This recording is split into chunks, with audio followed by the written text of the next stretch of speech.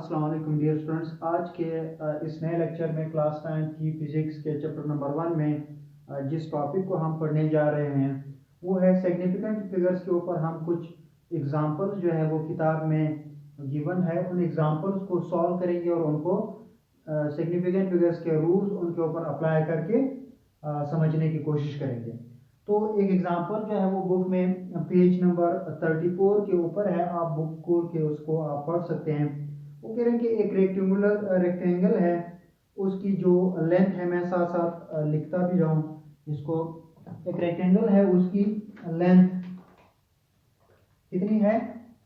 Length of rectangle is equal to L and that is equal to 127 millimetre. एक rectangle है, उसकी length 127 millimetre है और इसी रेक्टेंगल की जो विड्थ है वो है width of rectangle is equal to W and that is equal to 25 millimetre. अब जब हम इस रेक्टेंगल की एरिया कैलकुलेट करेंगे तो हमें लेंथ और विड्थ को मल्टीप्लाई करना पड़ेगा। तो अब मल्टीप्लाई करने के बाद हमने रिजल्ट में कितने सिग्निफिकेंट फिगर रखने हैं, इसके लिए मल्टीप्लिकेशन की रूल मैंने आपको एक्स्ट्रा पढ़ाई थी पिछले लेक्चर में। तो अब जरा देखिए, मुझे एरिया ऑफ रेक्टेंगल क्या होगा? Area of rectangle is equal to length multiply by width. Area में मालूम करूंगा तो मुझे लेंथ क्या है 127 मिलीमीटर मल्टीप्लाई बाय विड्थ क्या है 25 मिलीमीटर है। अब इन दोनों को हम मल्टीप्लाई करेंगे तो हमारा रिजल्ट ये आ जाएगा। मैंने यहाँ लिखा हुआ है तो आप खुद इसको कैलकुलेटर से मल्टीप्लाई कर सकते हैं। 3175 मिलीमीटर स्क्वायर ये एरिया है हमारा। ये तो हमने कैलकुलेट कर लिया कि इसकी लेंथ इतनी है, विड्थ इतनी है, एरिया कैलकुलेट कर लेंगे, सिंपल सी बात है। पिछले टॉपिक में हमने जब हमने सिग्निफिकेंट फिगर्स डिस्कस किए थे, हमने कहा था कि एक्यूरेट डिजिट या सर्टेन डिजिट और पहले मशकूक डिजिट की तादाद को मिला के हम इनकी नंबर्स को सिग्निफिकेंट फिगर्स कहते हैं। अब 127 में ये 7 जो है ये क्या है? डाउटफुल है या अनसर्टेन है।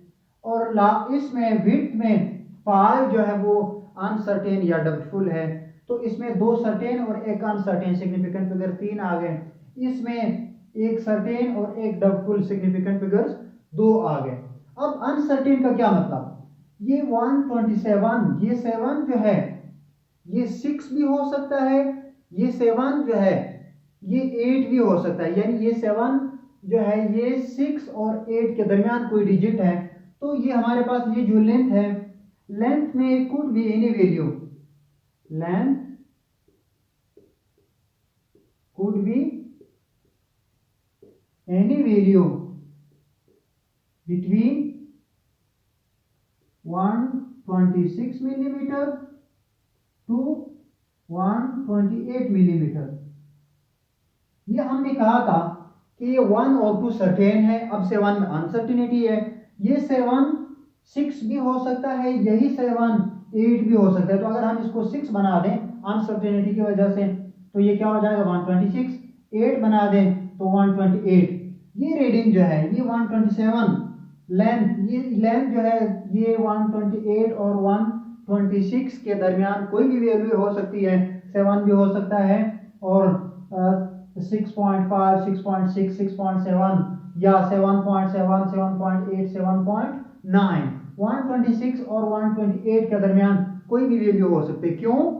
क्योंकि ये 7 जो था, हमने पहले कहा था कि ये लास्ट डिजिट जो है अनसर्टेन या डाउटफुल होता है। ये फिक्स नहीं है, ये एग्जैक्ट नहीं है, ये 100% एक्यूरेट नहीं है। इसी तरह width could be any value between 24 millimetre to 26 millimetre. ये देखें 2 तो सर्टेन है, 2 सर्टेन है, अब 5 जो है अनसर्टेन है। ये 5 जो है ये 4 और 6 के दरमियान कोई भी डिजिट हो सकता है। ये 5 क्या हो सकता है, 4 और 6 के दरमियान कोई भी डिजिट हो सकता है। ये 5 अनसर्टेन है। तो अगर हम इसको लोअर लिमिट ले लें तो ये 4 होगा, अपर लिमिट ले लें तो ये 6 बन जाएगा, 24 और 26। अब अगर हम एरिया कैलकुलेट कर लेंगे लेंथ को ये लेके और विड्थ को ये लेके, तो हमारे पास एरिया क्या आ जाएगी। No area is equal to 126 multiply by 24, या एरिया ये भी आ सकती है 128 मल्टीप्लाई बाय 26। ये एरिया की लोअर लिमिट होगी जिसकी कीमत मैं आपको यहां लिखवा देता हूं।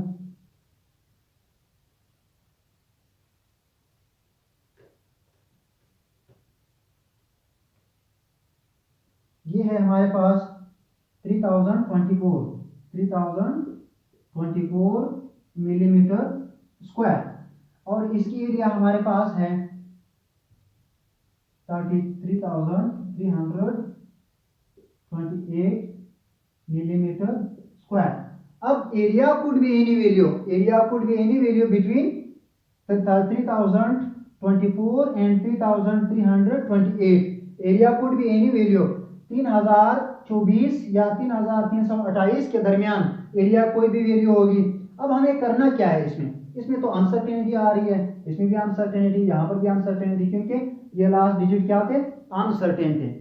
Multiplication of the significant figures के लिए हमने रूल पढ़ा था।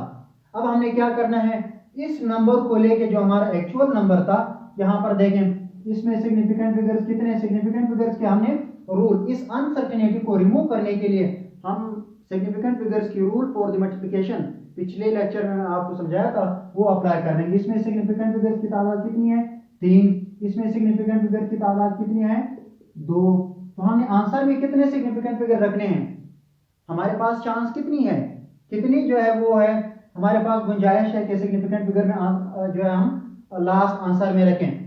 जब हमने इन दोनों को मल्टीप्लाई कर दिया तो हमारा आंसर ये है। देखें सर, मैं इसको हाईलाइट कर दूं, हमारा आंसर ये है। लेंथ और विड्थ को मल्टीप्लाई करने के बाद हमारा आंसर 3175। इसमें अनसर्टेनिटी इतनी भी इन दो एरियाज के दरमियान ये एरिया है, ये जो अनसर्टेनिटी इसको रिमूव कर रहे हैं by using the rules for the multiplication of significant figure. तो हमने मल्टीप्लिकेशन के लिए ये रूल पढ़ा था कि जब हम दो नंबर्स को मल्टीप्लाई करेंगे या दो नंबर्स को एक दूसरे से डिवाइड करेंगे या ज्यादा नंबर्स को, तो हम आंसर में उतने नंबर ऑफ सिग्निफिकेंट फिगर्स रखेंगे जितने पीवेस्ट नंबर ऑफ सिग्निफिकेंट फिगर्स होंगे किसी भी कैलकुलेशन में। तो इसमें सिग्निफिकेंट फिगर 3 है, इसमें कितने हैं, 2 है। तो पीवेस्ट नंबर या कम से कम सिग्निफिकेंट डिजिट इस नंबर में है, तो हमने आंसर में कम से कम वाले के बराबर सिग्निफिकेंट फिगर रखने हैं। अगर आपको यह समझ नहीं आ रहा तो आप पिछले लेक्चर्स को देखें। तो आप जरा देखें हमने कितने सिग्निफिकेंट फिगर रखने हैं, 2, और यहाँ पर कितने हैं, 1 2 3। तो अब हमें क्या करना पड़ेगा, हमें इनको राउंड करना पड़ेगा। अब मैं इसको साथ में, मुझे 2 सिग्निफिकेंट फिगर रखने हैं तो मुझे इस 7 को राउंड करना पड़ेगा। 7 को ड्रॉप करने से पहले 7 चूंकि 5 से बड़ा है, तो इसको ड्रॉप करने से पहले मुझे इस प्रोसीडिंग डिजिट में या इससे पहले वाले डिजिट में मुझे एक ऐड करना पड़ेगा। तो ये बन जाएगा हमारे पास 3 2, और इन 2 को राउंड करके 0 रख देंगे। अब इसमें कितने सिग्निफिकेंट फिगर्स हैं, देखें 7 को राउंड करके 2 बना दिया, इन 2 को 0 कर दिया ड्रॉप करके। अब जरा देखें इनमें कितने सिग्निफिकेंट फिगर्स है, इसमें तो एम्बिग्यूइटी है, इसमें तो इबहाम है। तो इसको इबहाम को खत्म करने के लिए हम इसको लिख देंगे साइंटिफिक नोटेशन में 1 2 3, 3.2 मल्टीप्लाई बाय 10 की पावर 3 मिलीमीटर। ये हमारा आंसर होगा। देखें जरा, अब हमारा आंसर अकॉर्डिंग टू रूल बिल्कुल एग्जैक्ट है। हमारे पास पीवेस्ट नंबर ऑफ सिग्निफिकेंट फिगर जो थे वो विड्थ में थे, उनकी तादाद कितनी थी, 2 थी। लेकिन हमारे पास मल्टीप्लिकेशन के रिजल्ट में 4 सिग्निफिकेंट फिगर आ रहे थे, तो हमने मल्टीप्लिकेशन के रूल अप्लाई करके उसको राउंड कर दिया, और राउंडिंग के बाद इसमें एम्बिग्यूइटी थी, इबहाम था, इसको खत्म करने के लिए हमने इसको साइंटिफिक नोटेशन में लिख दिया। अब इसमें सिग्निफिकेंट फिगर की तादाद कितनी है, 2 है। इसमें सिग्निफिकेंट फिगर्स की तादाद कितनी है, तो हमारा रिजल्ट या इसमें जो अनसर्टेनिटीज आ रही थी या जो एरर्स आ रहे थे, इसको हमने रिमूव कर दिया by following the rules of the multiplication of significant figures. अब ये जो एरर या अनसर्टेनिटीज आ रहे हैं, कभी हम कह रहे हैं कि ये 7 जो है ये 6 और 8 के दरमियान कोई वैल्यू हो सकती है, 5 जो है 4 और 6 के दरमियान कोई भी वैल्यू हो सकती है। ये अनसर्टेनिटीज जो किसी भी मेजरमेंट में अपेयर होती है, that is due to the following reasons. Uncertainty में भी due to the following factors. ये अनसर्टेनिटी जो कैलकुलेशन में आ रही है, या ये 124 से 128 तक होगा, ये 25 से 24 से 26 तक होगा। Factors due to which uncertainty गैर यकीनियत, अनसर्टेनिटी या आप इसको एरर भी कह सकते हैं। Factors due to which uncertainty are errors appears in measurement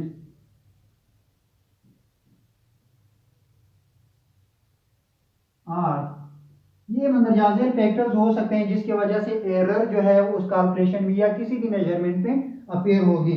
number 1 कौन से फैक्टर्स हैं? नंबर 1 आप देखें, this may be due to the quality of the instrument, the quality of instrument, quality of instrument. Number 2, it may be due to the inexperience of the person, the skills of the persons.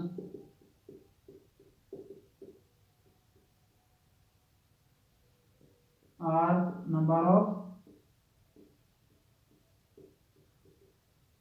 measurement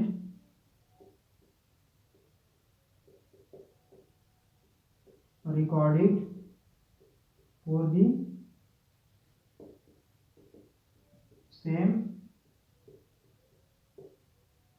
parameter. अब जरा देखें, ये किसी भी measurement में, चाहे आप इस मेजरमेंट को ले लें या किसी भी मेजरमेंट को ले लें, इसमें जो अनसर्टेनिटी या जो एरर अपीयर होता है या जो जाहिर होता है, ये इन फैक्टर्स की वजह से हो सकता है। पहला क्या है? The quality of the instrument. जिस इंस्ट्रूमेंट को आप यूज कर रहे हैं उस इंस्ट्रूमेंट की क्वालिटी जो है वो कमजोर होगी। तो जब आप लो क्वालिटी के इंस्ट्रूमेंट को यूज करेंगे तो आपके कैलकुलेशन में या आपके मेजरमेंट में एरर अपीयर होगा। So one of the factor due to which error और uncertainty appears in the final result or in the calculated result is due to the quality of the instrument. If you use poor quality of the instrument, then there may be an error in the calculated reading or measurement. Second factor जो है that is the skills of the person. वो बंदा जो इस measurement को ले रहा है, अगर उसकी महारत नहीं है रीडिंग लेने की, तो फिर कंफर्म बात है इस मेजरमेंट में एरर जो है अपीयर होगा, जाहिर होगा। Number 3, number of measurement recorded for the same parameter. एक क्वांटिटी के लिए या एक वेरिएबल के लिए आप कितने मेजरमेंट रिकॉर्ड करवा रहे हैं। जितने ज़्यादा आप मेजरमेंट रिकॉर्ड करवाओगे, उन सब की जब आप लास्ट में एवरेज लेंगे तो आपकी एरर कम होती चली जाएगी। जितने कम आप मेजरमेंट रिकॉर्ड करोगे तो आपकी एरर की प्रोबेबिलिटी या चांस बहुत ज़्यादा होगी। सो ये एरर्स ओकर या एरर्स अपीयर या एरर जो है वो जाहिर होने के ये 3 वजूहात हो सकते हैं। अब एक और एग्जांपल को, उसके बाद हम एक एक्टिविटी पढ़ेंगे। बिल्कुल मल्टीप्लिकेशन रूल से रिलेटेड एक एग्जांपल है, उसको मैंने आपको करवाना है।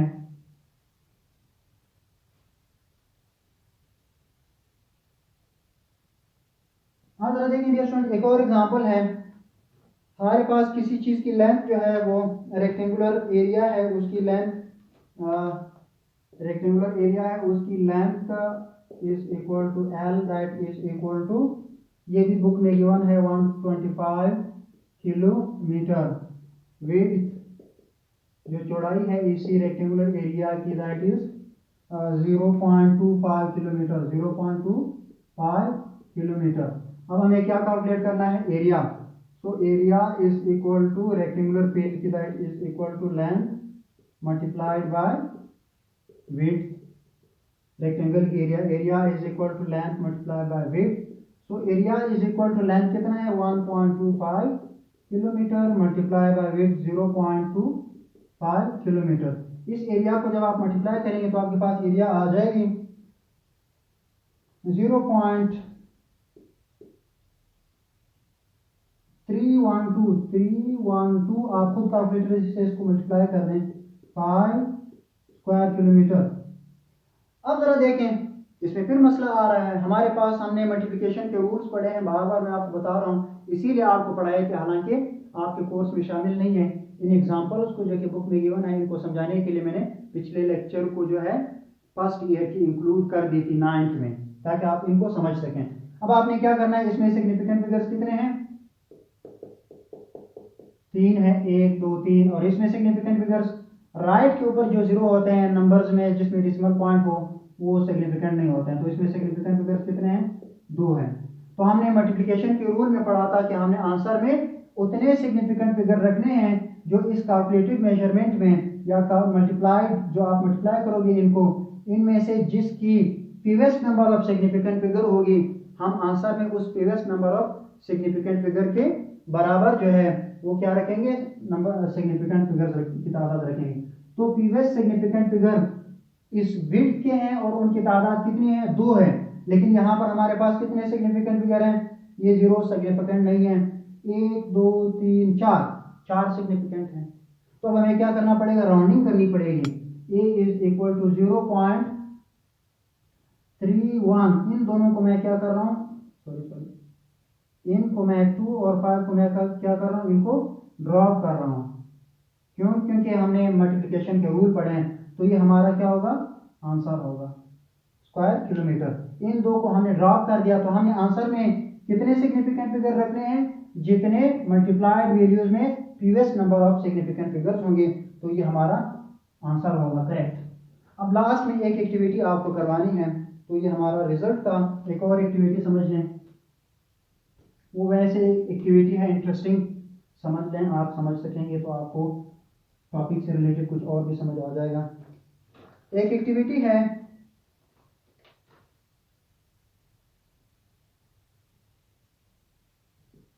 वो क्या है कि तीन स्टूडेंट्स हैं, वो diameter of the cylinder measure करते हैं using vernier calliper. 3 students measure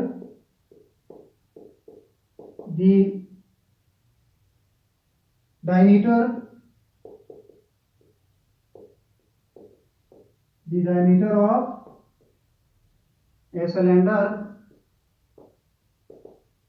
diameter of a cylinder, using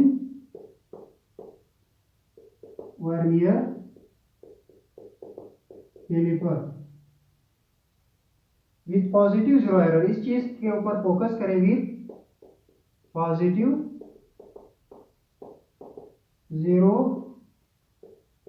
error. पहला जो स्टूडेंट है वो आपको जो आपको रीडिंग रिपोर्ट कर रहे हैं, रिपोर्टेड वैल्यूज ऑफ स्टूडेंट 1,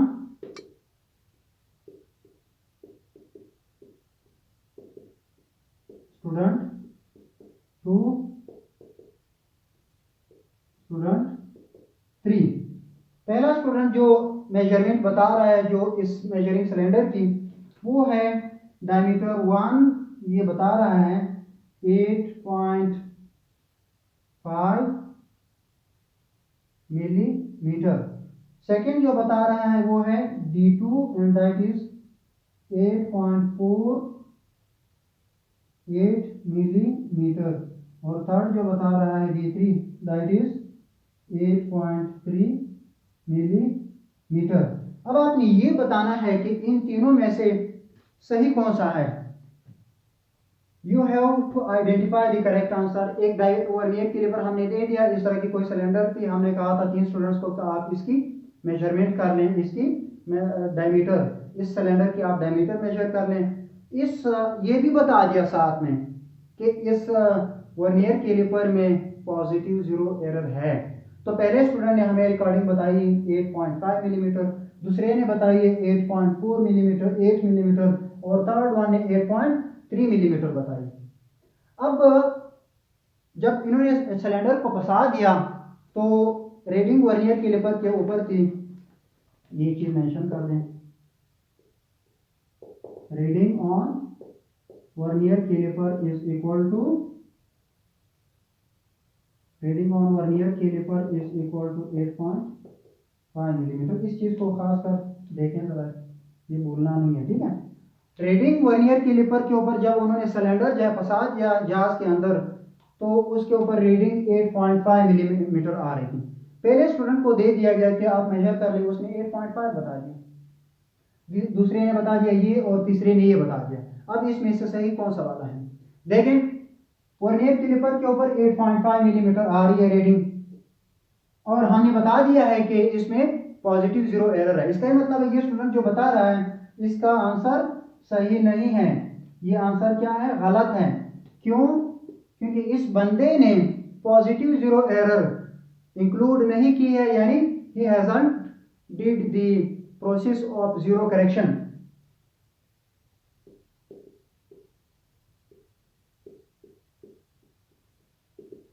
इस बंदे ने जीरो करेक्शन नहीं की है, फर्स्ट स्टूडेंट ने, क्योंकि अगर जीरो करेक्शन करता तो 8.5 में से पॉजिटिव जीरो एरर इसने क्या करना था? सब्ट्रैक्ट करना था, वैल्यू 8.5 नहीं बननी थी। एरर कौन सा है? पॉजिटिव जीरो एरर है, तो 8.5 मिलीमीटर में से इसने वो पॉजिटिव जीरो एरर सब्ट्रैक्ट करना था, तो 8.5 तो बनना ही नहीं था। इसलिए इसका आंसर क्या है? गलत है, इसका आंसर गलत है। सेकंड के ऊपर आ जाते हैं। सेकंड स्टूडेंट ने बता दिया 8.428। अब इस स्टूडेंट का आंसर भी गलत है, इस स्टूडेंट का आंसर भी गलत है, और इसका भी गलत है। इसका क्यों गलत है? हमें पता है कि वर्नियर कैलिपर, हालांकि इसने 8.5 रिकॉर्डेड रीडिंग है, इसने कुछ सब्ट्रैक्ट किया हुआ है, तो वैल्यू 8.48 आ गई। उस हद तक तो बात ठीक है, लेकिन वर्नियर कैलिपर की जो लीस्ट काउंट है वो क्या है? 0. हमारे पास क्या होती है? 0.1 मिलीमीटर। वर्नियर कैलिपर की क्या होती है? 0.1 मिलीमीटर। ये हमारे पास उसकी लीस्ट काउंट है, लेकिन ये कितना बता रहा है? ये हमें बता रहा है 0.01, तो इसलिए ये गलत है। क्योंकि आप वर्नियर कैलिपर से मेजर करोगे तो आप डेसिमल पॉइंट के एक डिजिट जाके उस हद तक आप एक्यूरेट मेजरमेंट कर सकते हैं, लेकिन इसने डेसिमल पॉइंट के 2 डिजिट इंक्लूड कर दिए। इसका ये मतलब हुआ कि वर्नियर कैलिपर से तो डेसिमल पॉइंट के बाद 2 डिजिट का मेजरमेंट लेना मुमकिन ही नहीं है, इसलिए इसका आंसर गलत है। और तीसरे को आप देखें 8.3, इसका मतलब और रिकॉर्डेड रीडिंग 8.5 थी, तो इसने उसमें से पॉजिटिव जीरो एरर, क्योंकि आप जीरो करेक्शन करते हुए आप पॉजिटिव जीरो एरर को 8.5 से सब्ट्रैक्ट करेंगे, तो इसकी रीडिंग बिल्कुल एग्जैक्ट है, और इस स्टूडेंट की रीडिंग क्या है? सही है। तो एक छोटी सी एक्टिविटी थी, उम्मीद है आपको समझ आ गया होगा। नेक्स्ट लेक्चर तक के लिए खुदा हाफिज़।